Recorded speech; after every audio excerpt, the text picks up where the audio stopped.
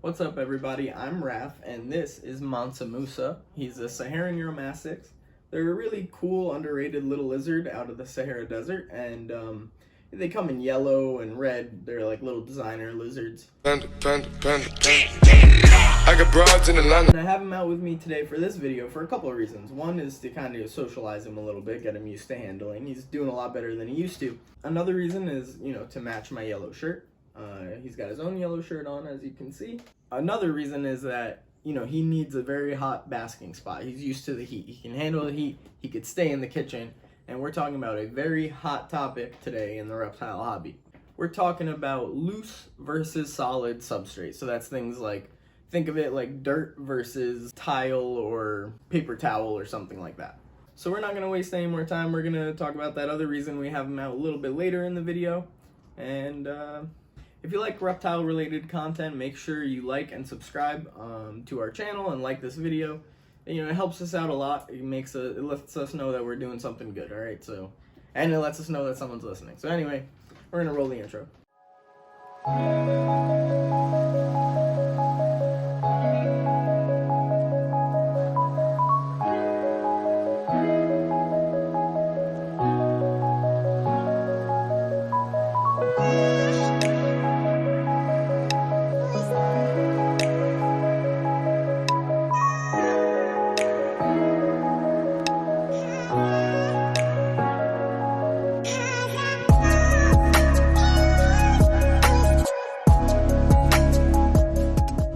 First, we're going to talk about some things you should never use no matter what, whether it's loose or solid. The first of which is going to be calcium sand or calci sand. It's marketed for reptiles, but the thing is, since there's calcium in it, your reptile will probably be inclined to take a lick or two or three or a bite, and then, enough of that stuff, calcium sand, the way that it holds itself together when it's wet, it can cause impaction. Impaction is pretty much the reason why this is a hot topic, because a lot of people think you can never use a loose substrate or like some kind of soil or something like that because your animal will eat it and it will get impacted. But that's not really the case. Impaction is a bowel obstruction that's caused by ingesting something that can't be digested. Symptoms include things like lack of appetite, lethargy, and it can really even lead to death. You should also never use things like pine or cedar shavings or any kind of wood in that family of trees. Woods like that contain aromatic compounds, and aromatic basically means volatile, or that it's kind of released in the system. You know that by like smelling, the smell of pine, right? A lot of people do anyway. Pine and cedar, we know how that kind of smells. But those chemicals, especially for small animals, can be skin irritants, and they can cause death and degeneration of respiratory cells. So it can cause a lot of issues breathing with these animals. There's also a possibility of reproductive issues and cancers. So the last thing I want to say that you should never use, and this is going to ruffle some feathers because a lot of people really like to use it, is reptile carpet. And, I guess I shouldn't say you should never use it, but it's very hard to do it properly because reptile carpet, I don't know if you've ever seen that before at the pet shop, but it can definitely harbor a lot of bacteria, like one poop on there and it's basically stuck in there. So if you're going to do it, you want to change it basically every time that the animal poops, because even if you pick up the poop, the carpet still, think about if your cat or your dog or you poop on your carpet in your house, and it's not going to be that easy to get out. So really, you would want to have a few on standby and make sure you're ready to do a bunch of laundry or figure out a different way to clean them.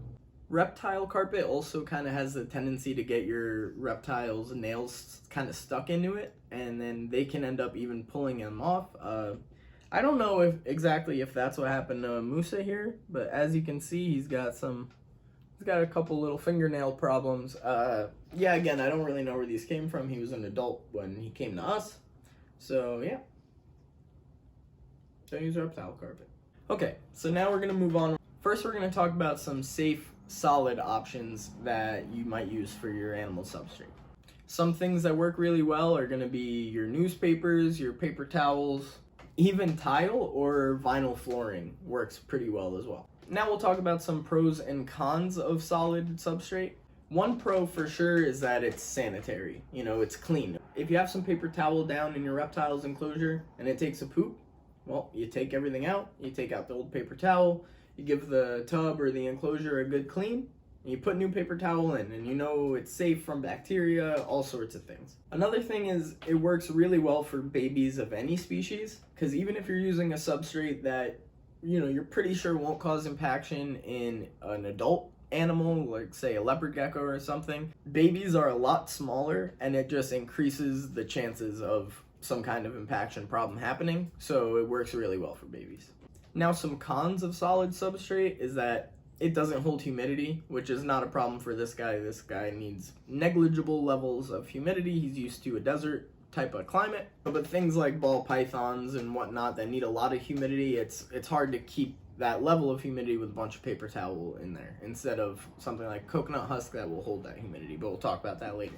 Also, every time you clean it, you basically have to clean everything, or else, what are you going to do? Take off just the little piece of paper towel that got poop on it? So you're constantly taking all of the furnishings out of the enclosure, and then you have to put them back in when you're done. Now, another one, and basically the thing that turns me off from using solid substrates, is it's a lot less visually appealing.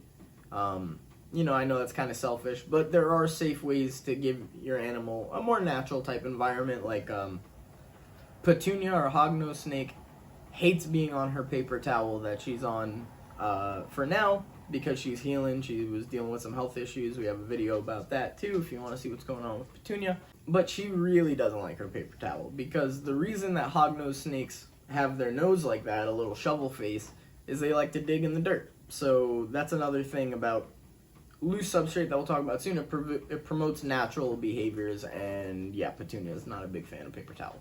And now we're going to talk about the cream of the crop, the good old-fashioned loose substrate that's not going to cause impaction in your reptile. So here's what I mean.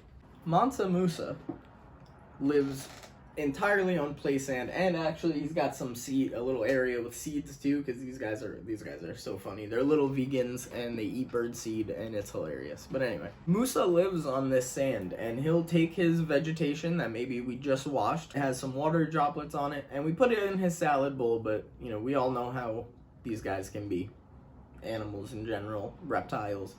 He pulls the leaf right out of the salad bowl and drags it through the sand, and then I watch him proceed to eat a lot of sand that kind of hitched a ride on his mustard greens, endive, whatever it happens to be that day. And Musa has never had a problem with impaction. This man poops just like you would want him to. I mean, I guess if you like poop, it just shows me that he's healthy, so I like it. But again, he's never had a problem because the sand we keep him on is play sand, and play sand does not have a tendency to, put it this way, it'd be hard to build a sand castle with play sand. It doesn't mush together and glop up like that, so it's not going to do that in his stomach where it's, a little moister. And as long as you're using a substrate that doesn't do that, that doesn't kind of clump up, things like coconut coir even, topsoil for some animals, honestly, is totally fine. And they're not going to have a problem with impaction. So now that we got that out of the way and no one's scared of the loose substrate boogeyman anymore, let's talk about the pros and cons. One big pro is that it kind of behaves like kitty litter, which is great when you have like a bearded dragon, let's say, that just lets it loose and all the time. We used to keep Bartleby on tile, and just the poops would just get everywhere, and just she would smear it around and smear herself in it. Now that she's in her coconut coir over here, she's probably just out of frame, but when she poops, that coconut coir soaks it right up, and we basically don't have to worry about it. We just see that there's a little wet spot, and we pick it up, and that's it. That's done for the day. So yeah, that's kind of another pro. You can get away with daily spot cleaning, or when as much as your reptile poops, you do that much spot cleaning, and that'll save you a lot of time compared to switching out a whole enclosure of paper towel or whatever, taking all the furnishings out, putting them back in like we were talking about earlier. Now, that doesn't mean putting loose substrate in your reptile's enclosure is like a one and done. You're going to want to change it out every couple months or so, probably, just to ensure a whole bunch of bacteria isn't staying in there and making your animal all sick. Now I want to talk about some good loose options that you might choose to keep your reptile on.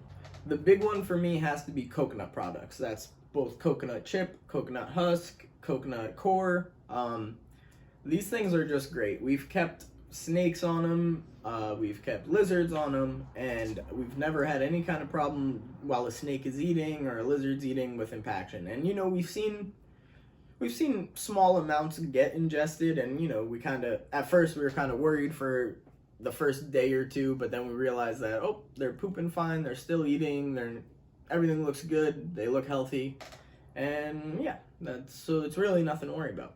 Play sand is the best sand option. We keep Barnaby on a mix of play sand and coconut core. We keep him exclusively on play sand. We have a little prickly gecko as well that's on a mix, and Petunia is actually going to get that same mix of both coconut core and play sand.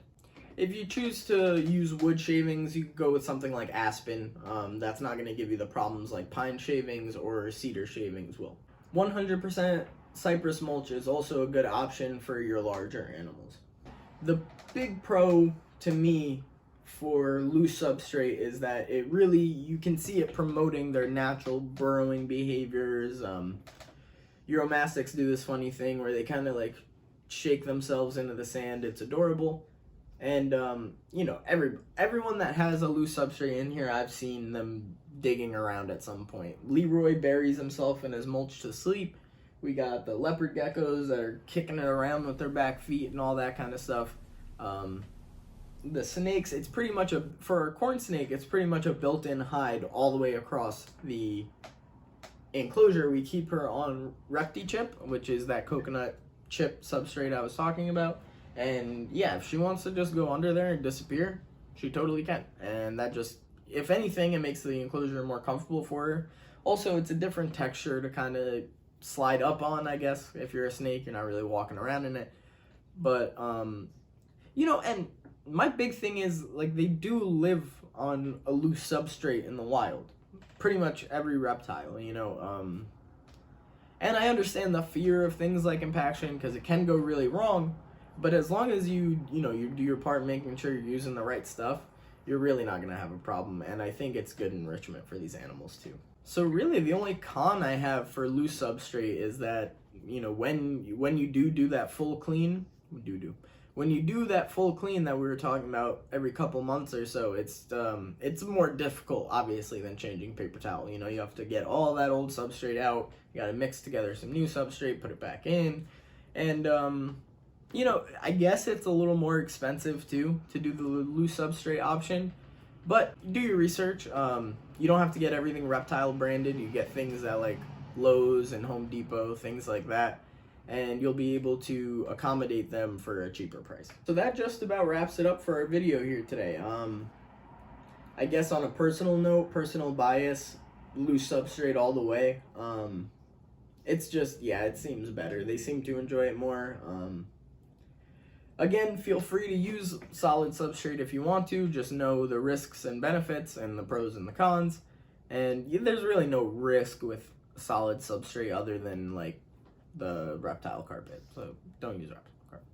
I hope I helped at least one person avoid buying that bag of calcium sand at PetSmart or Petco, because you know, that stuff should not be marketed towards reptiles. If you're gonna get sand, get play sand. But yeah, the big takeaway is do your research. Know what you're getting your animal into, literally, when you're dealing with substrate. If you found this video helpful, Mansa Musa, who's named after the richest man ever to live, okay, so he's a smart guy. He encourages you to hit that like button and subscribe to our channel, even hit that little bell so you get notifications every time we post. We're posting something reptile related twice a week, so that means I'll see you guys next time.